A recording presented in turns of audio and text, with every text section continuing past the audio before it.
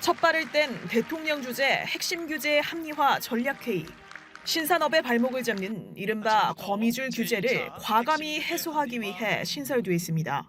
이재명 대통령은 우리 역사에서 지금처럼 위기인 적도 많지 않지만 한편으로는 새로운 질서를 만들기 위해 최적의 조건을 갖춘 시점이라고 현 상황을 진단했습니다. 그러면서 기업인 경제 활동에 지장이 없도록 정부가 지원 정책을 적극 발굴하고 성장과 도약의 발목을 잡는 낡은 규제를 혁신해야 한다고 밝혔습니다. 성장과 도약을 위해서는 우리가 자주 얘기하는 것처럼 정말로 이 활동의 발목을 잡고 있는 낡은 규제들을 혁신해야 됩니다. 이 대통령은 모든 제도와 정책 결정이 수요자 중심으로 이루어져야 하는데 관성에 빠져 공급자 위주로 진행되는 경향이 있다고 지적했습니다. 이런 관행에서 벗어나 불필요한 규제는 없애거나 축소하고 필요한 규제는 확대, 강화할 필요가 있다는 겁니다. 이 대통령은 이어 부처 간 칸막이가 많아 그 안에서 각자 판단하다 보니 결국 규제 혁신이 이루어지지 못하는 일이 많다며 거미줄같이 얽힌 규제를 과감히 걷어내는 게 정부의 목표라고 말했습니다. 직접 관할하는 몇 차례의 규제 개혁 회의를 한번 해볼 생각입니다. 여러분들의 현장의 의견도 좀 과감하게 듣고 또 필요하다면 법제화를 포함해서 강력한 추진력을 가지고 좀 진행을 해볼 생각입니다. 스타트업 대표와 학계 전문가, 관계부처 장차관 60여 명이 모인 이번 회의에선 AI 3대 강국을 위한 데이터 활용 규제 합리화 전략이 논의됐습니다. AI 학습을 위한 저작권 데이터를 기업이 원활히 활용할 수 있도록 공공 데이터를 폭넓게 개방하는 방안입니다. 미래산업 엔진인 자율주행과 로봇산업 규제 합리화에 대한 논의도 이뤄졌습니다. 참석자들은 자율주행 시범운행 실증지역 확산과 산업 현장 내 로봇 도입 확대를 위해 불필요한 규제를 일괄 정비하는 방안을 두고 자유롭게 의견을 나눴습니다. KTV 이혜진입니다. 구윤철 경제부총리가 경제관계장관회의를 주재하고 추석 민생안정 대책을 발표했습니다. 정부는 추석 주요 성수품의 가격 안정을 위해 역대 최대 규모인 17만 2천 톤을 공급하기로 했습니다. 명절 수요에 맞춰 축산물 도축 출하를 10만 8천 톤 늘리고 명태, 오징어 등 정부 비축 수산물을 시중가 대비 최대 50% 할인해 공급합니다. 할인 지원에는 역대 최대 규모인 900억 원의 예산을 배정했습니다. 온오프라인 유통업체별로 매주 1인당 최대 2만 원까지 주요 성수품을 최대 50% 할인합니다. 과일과 축산물, 전통주 등 국산 농식품 94개 선물 세트를 최대 50% 수준으로 할인 공급하기로 했습니다. 정부는 어렵게 되살린 경기 회복 흐름이 국민들께서 체감하는 민생 회복으로 이어질 수 있도록 더욱 노력할 계획입니다. 정부는 추석 연휴 전후로 2달간 취약계층 등에 1,145억 원 이상의 정책금융도 지원합니다. 임금 체불 청산을 위한 융자 금리도 다음 달 14일까지 한시 인하됩니다. 사업주는 신용대출 기준 3.7%에서 2.7%로, 담보대출은 2.2%에서 1.2%로 낮추고 근로자 융자도 1.5%에서 1%로 인하하기로 했습니다. 자금난을 겪는 소상공인과 중소기업을 위한 명절 자금은 역대 최대 규모인 43조 2천억 원으로 편성했습니다. 이와 함께 전통시장 상인을 위한 저리대출 50억 원을 공급하고 전통시장 온누리 상품권 현장 환급액도 370억 원으로 확대합니다. 전통시장 온누리 상품권 현장 환급 규모와 참여 시장도 대폭 확대하겠습니다. 아울러 보다 근본적인 물가 안정을 위해 농산물 유통구조 개선도 추진하겠습니다. 추석 연휴 4일간 고속도로 통행료가 면제되고 지역관광 활성화를 위해 국가유산과 국립수목원, 미술관 등은 연휴 기간 무료로 개방됩니다.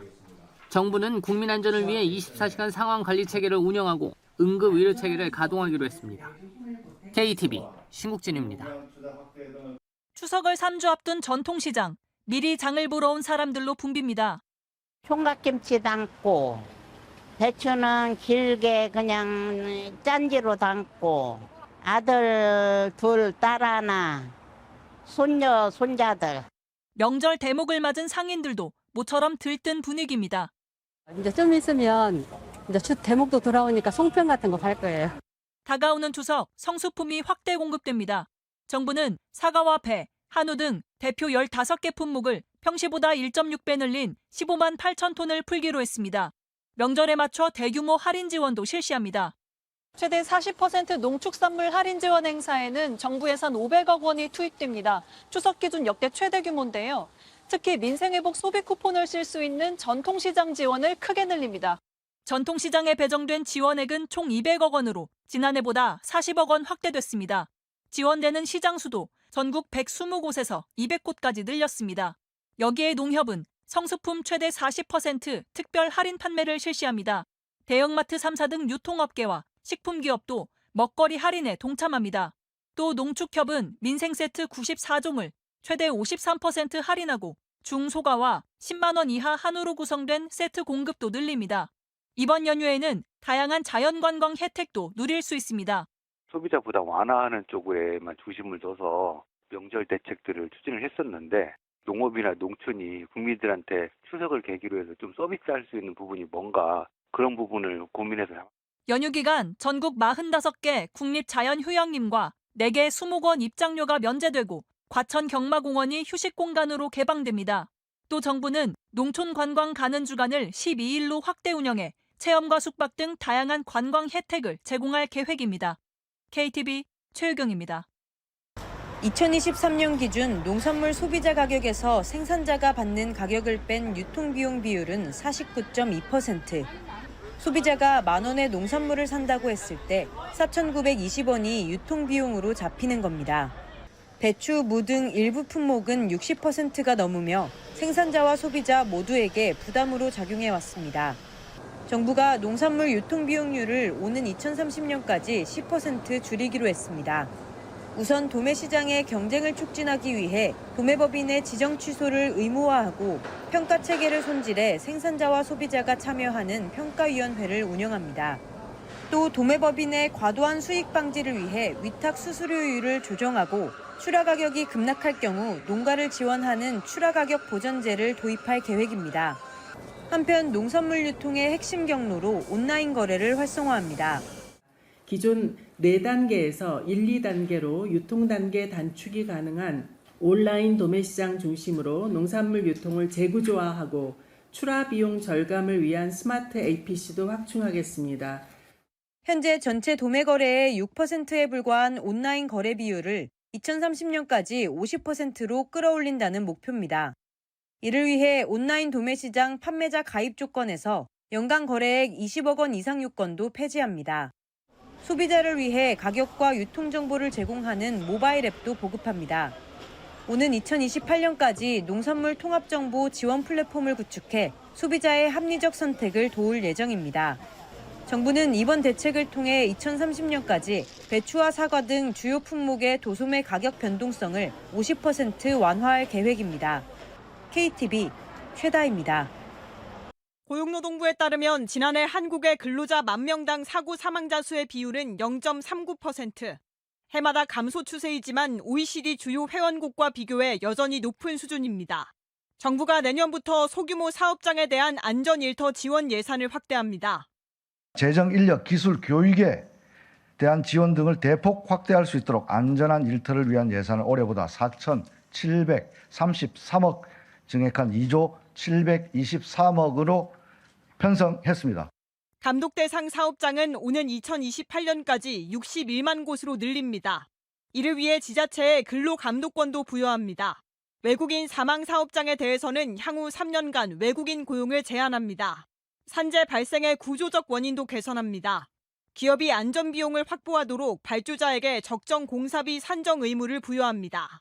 안전비용을 전가하는 부당특약에 대해서는 과징금 수위를 높입니다. 공공기관의 경우 중대재해 발생 시 기관장을 해임할 수 있는 법적 근거를 마련합니다. 산재 발생 시 경제적 제재도 강화합니다. 연간 3명 이상 사망사고가 발생한 기업에 영업이익의 5% 이내를 과징금으로 부과합니다.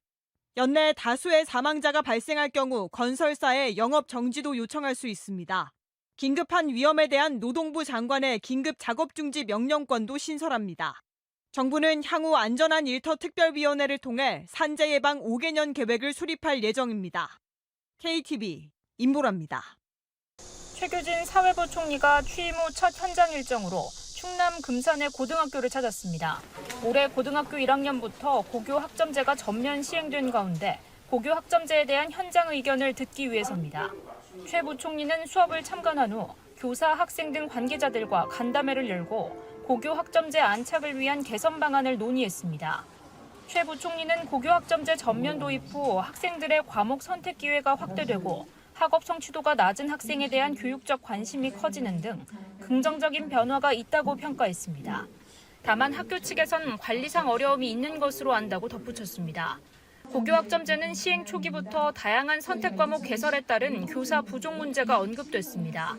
또 모든 과목에 최소 성취 수준 보장 지도를 하도록 돼 있는데 3분의 2 이상 출석과 학업 성취도 40% 이상을 맞춰야 합니다. 이로 인해 교사의 업무 부담이 크다는 지적도 제기됐습니다. 최 부총리는 현장 어려움을 반영해 개선 방안을 빠른 시일에 마련한다는 방침입니다. 이 제도를 도입할 때 가졌던 좋은 취지를 어떻게 잘 살리면서 고교 학점제를 안정화시킬까, 이것이 제가 취임하고 나서 해야 할 첫 번째 과제라고 생각을 하게 됐습니다. 빠른 시간 안에 개선안을 마련해서 보고드릴 수 있도록 하겠습니다. 실제 교육부는 고교학점제 개선안을 마련하겠다고 예고한 상태입니다. 지난 7월 고교학점제 개선을 위한 자문위원회를 꾸리는 등 개선안 마련에 본격 착수했습니다. KTV 박지선입니다.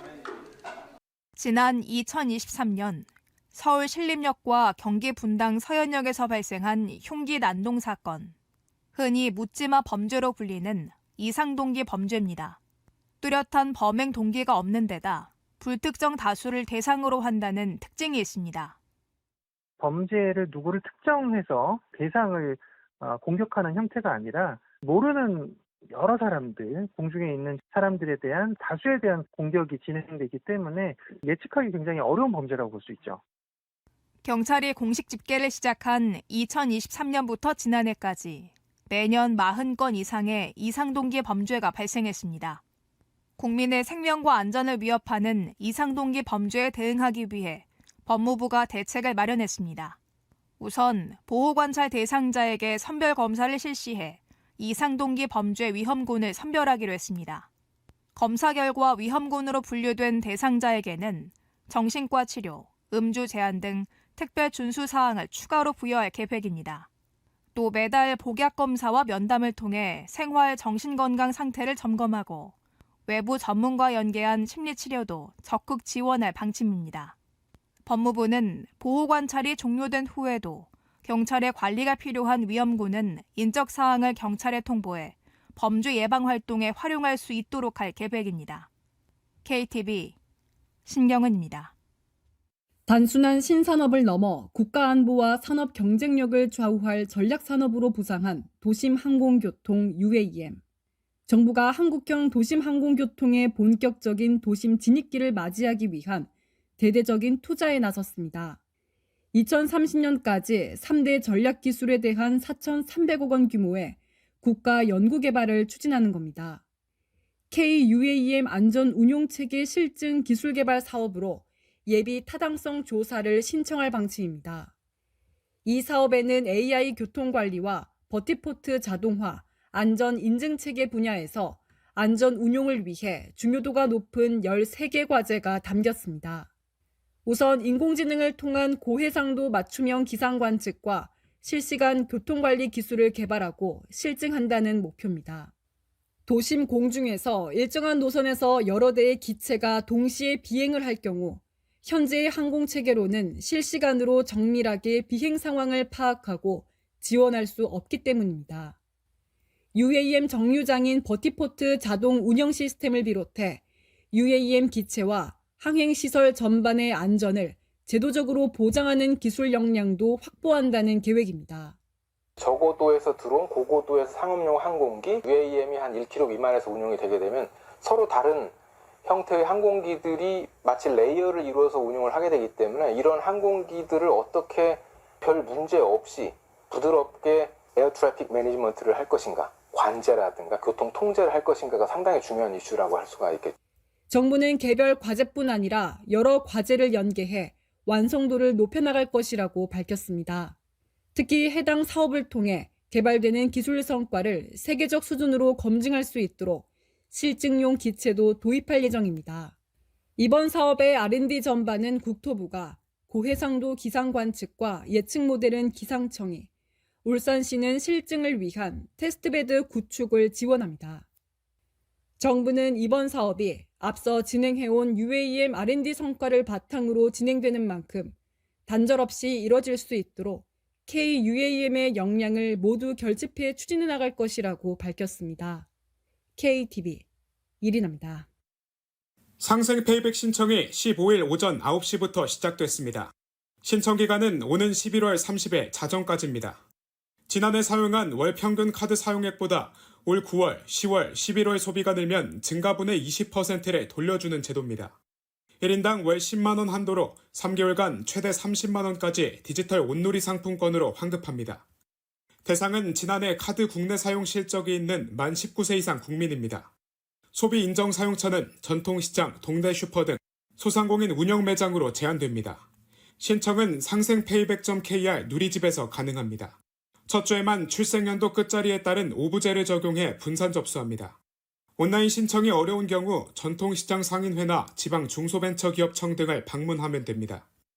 소비 쿠폰 이어서 상생 페이백 제도가 소비자들로 하여금 이제 소비를 진작시키는 그러한 효과를 가지고 있다. 이렇게 생각이 듭니다. 소상공인 분들께서 소비 쿠폰하고 상생 페이백 제도가 동시에 시행이 되는데 소비자를 유인하기 위한 기획이나 마케팅을 좀 활발하게 하셔야 9월분 페이백은 10월 15일부터 순차 지급됩니다. 주민등록상 거주지에서만 사용할 수 있었던 민생회복 소비 쿠폰과 달리 지역 제한이 없습니다. 아울러 정부는 2025명을 추첨하는 상생 소비복권 이벤트도 마련했습니다. 9월 15일부터 10월 12일까지 페이백 신청자를 대상으로 자동 응모되는 상생 소비 복권 이벤트를 시행할 예정입니다. 당첨금 규모는 총 10억 원이며 1등 10명에게는 각각 디지털 온누리 상품권 2천만 원을 지급할 예정입니다. KTV 조태영입니다. 경기 연천군 양돈 농장에서 아프리카 돼지열병 ASF가 발생했습니다. 농장주가 14일 가축 방역기관에 돼지 폐사를 신고했고 정밀검사 결과 ASF 양성이 확인됐습니다. 파주 이후 약 2달 만으로 올해 5번째입니다. 아프리카 돼지열병 중앙사고수습본부는 추가 발생과 전파를 막기 위해 전국에 위기경보 심각 단계를 발령했습니다. 연천군 소재 농장에는 초동방역팀과 역학조사반을 파견했습니다. 외부인과 차량 출입을 통제하고 해당 농장의 돼지 847마리를 살처분했습니다. 파주와 포천 등 연천군과 인접한 5개 시군에는 16일 오후 8시까지 일시 이동중지 명령이 발령됐습니다. 농장사의 전파를 차단하기 위함입니다. 이동중지 기간 동안 축산관계시설 종사자와 차량의 이동이 제한됩니다. 발생 지역 내 바이러스 차단 조치도 진행 중입니다. 광역방제기와 방역차 등 장비 33대를 동원해 발생 지역 인접 시군 소재 돼지농장 294곳과 도로를 소독했습니다. ASF 중앙사고수습본부 회의도 열렸습니다. 강영석 농림축산식품부 차관은 회의에서 올해 5건의 ASF 발생이 모두 경기 북부에 집중되고 있다고 언급했습니다. 이어 경기도에 가용한 모든 인적, 물적 자원을 총동원해 확산 방지에 나설 것을 지시했습니다. 또 추석 명절 전후 사람과 차량의 대규모 이동이 예상되는 만큼 양돈 농가와 축산 관계자는 경각심을 갖고 농장, 시설 소독 등 방역 조치를 철저하게 이행해달라고 당부했습니다. 중수본은 이번 ASF로 인한 살처분 마리수는 전체의 0.01% 이하 수준으로 국내 돼지고기 수급에 미치는 영향은 크지 않을 것이라고 전망했습니다. KTV 윤현석입니다.